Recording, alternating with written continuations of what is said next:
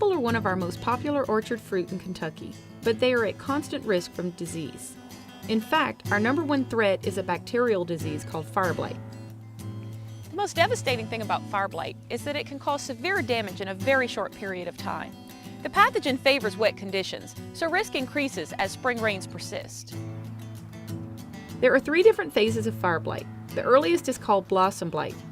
Infections usually spread from blossom to blossom, usually by rain or by bees. Symptoms include blossom collapse, and as infection spreads, entire spurs suddenly die and wilt.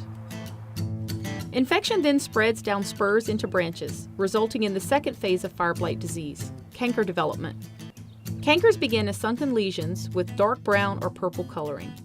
As cankers enlarge, bark takes on an onion skin peel and entire branches or stems die.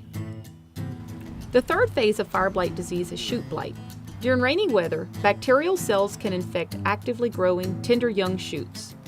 Blighted branches wilt from the tip and develop a crook or bend at the growing point. This symptom is often called shepherd's crook. Knowing a little about the life cycle of the fire blight bacteria makes the disease easier to understand. The pathogen survives from one year to the next in cankers. In spring, as temperatures approach 65 to 70 degrees, the bacterium begins to multiply.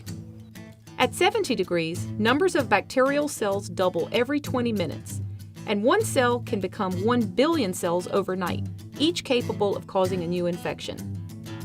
This warm, wet period usually occurs right about the time that apple trees begin to blossom. Bacterial cells that overwinter in cankers infect blossoms during early spring, and then resulting cells that multiply in blossoms go on to infect newly emerging shoots. Management of fire blight disease requires an integrated approach in order to reduce multiplication of these infective cells. This is accomplished by combining cultural practices with antibiotic bactericides. A grower's first line of defense is selection of apple cultivars and rootstocks that are resistant to infections. Next, timely application of bactericides is critical. Plants should be protected when the bacterial pathogen is most active and plants are most susceptible. So, when spring weather stays rainy for long periods of time, risk for fire blight increases tremendously. The University of Kentucky College of Agriculture and the Department of Plant Pathology have an assortment of disease management publications available for both commercial growers and homeowners alike. So contact your local county agent for more information.